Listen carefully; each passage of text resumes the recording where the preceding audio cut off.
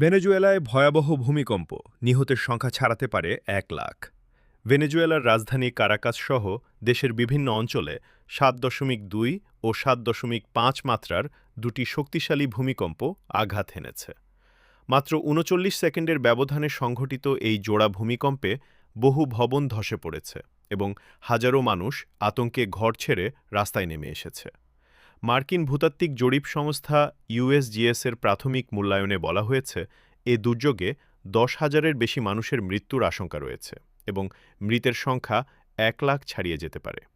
রাজধানী কারাকাস ছাড়াও ত্রুহিলিও, ইয়ারাকুই, কারাবোবো, আরাগুয়া, মিরান্দা ও লা গুয়াইরা রাজ্য ব্যাপকভাবে ক্ষতিগ্রস্ত হয়েছে। অনেক ভবনে বড় ফাটল দেখা দিয়েছে এবং কিছু ভবন সম্পূর্ণ ধসে পড়েছে। ভূমিকম্পের পর ভেনেজুয়েলা উপকূল ও পার্শ্ববর্তী দ্বীপপুঞ্জের জন্য সুনামি সতর্কতা জারি করা হলেও পরে তা প্রত্যাহার করা হয়। এই ঘটনায় দেশজুড়ে উদ্ধার অভিযান অব্যাহত রয়েছে এবং হতাহতের সংখ্যা আরও বাড়তে পারে।